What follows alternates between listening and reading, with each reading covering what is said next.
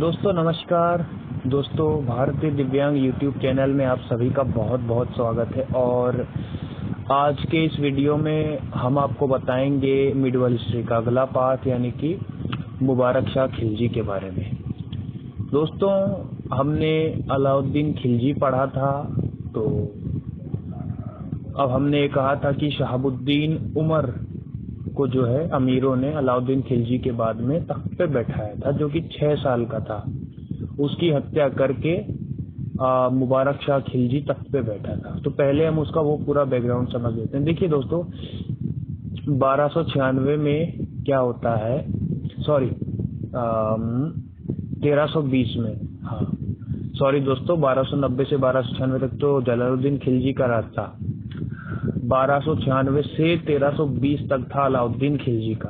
तो दोस्तों अलाउद्दीन खिलजी के राज में क्या होता है कि वो दक्षिण की तरफ जाता है कोई इलाका जीतने, और आप लोग को मालूम है कि चेन्नई वगैरह में कोई बहुत ज़्यादा ही गर्मी होती है, तपती हुई गर्मी होती है मतलब। तो वो जून के इलाके में जाता है जीतने के लिए। वो इस इलाके को जीत तो लेता है, लेकिन वापस आते आते उसको लू लग जाती है और वहीं से जो है उसको बीमारी हो जाती है और वो डायरिया वगैरह हो जाता है और उसकी मृत्यु हो जाती है। अब उसके बाद में क्या होता है कि जो उसका 6 साला बेटा होता है शहाबुद्दीन उमर, उसको क्योंकि गद्दी की जिद होती है, बच्चा होता है वो, तो उसको अमीर कुछ दिन के लिए गद्दी पे बैठा देते हैं ऐसे ही। मतलब उसका बच्चा होता है, नाम के लिए राजा होता है, क्योंकि बच्चे को क्या पता, तो उसकी माँ शासन चला रही होती है।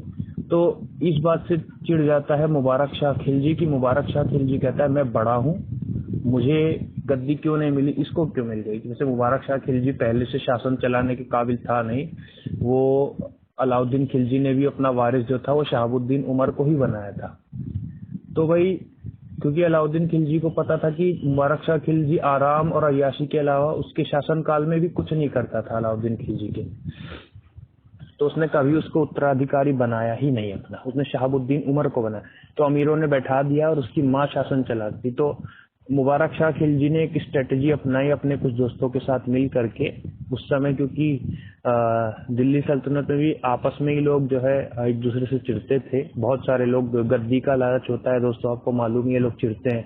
तो भाई उन्होंने स्ट्रेटजी बनाई और मुबारक शाह खिलजी ने अपनी माँ को और अपने भाई शहाबुद्दीन उमर को, अपनी माँ और छोटे भाई शहाबुद्दीन उमर को पहले तो कैद कर लिया।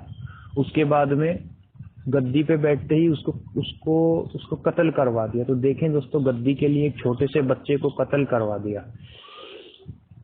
उसके बाद दोस्तों क्या हुआ कि जो मुबारक शाह खिलजी था वो गद्दी पे बैठ गया, लेकिन गद्दी पे बैठने के बाद भी वो अयोग्य ही था, तो इसलिए अयोग्य ही रहा। उसने 1320 से 1325 तक शासन किया, लेकिन उसके राज्य में कोई खुश नहीं रहा। दोस्तों मुबारक शाह खिलजी गद्दी पे बैठा, तो उसको क्योंकि चलाना नहीं आता था शासन, तो भाई सबसे पहले तो उसने जो है गद्दी पे बैठते ही उसने कुछ काम नहीं किया, ठीक है। उसने केवल और केवल 5 साल जो है शासन व्यवस्था में कुछ भी हो रहा था उसको कोई फर्क नहीं पड़ता था। उसके शासन काल में किसान परेशान, क्योंकि उसने टैक्स जो अलाउद्दीन खिलजी ने व्यवस्था तय की थी उसने उसको बढ़ा दिया।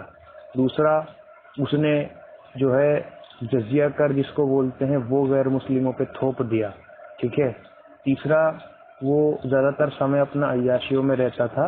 और दोस्तों एक सबसे बुरी बात उसमें ये थी कि उसने खुसरो खान नाम के खूबसूरत लड़के से शादी कर रखी थी। जी हाँ, लड़के से शादी कर रखी थी, खुसरो खान नाम की। तो दोस्तों उसके बाद में क्या हुआ कि वो ऐसे ही गद्दी पे विराजमान रहे 1320 से 1325 तक, मतलब कोई उसमें खुश नहीं था।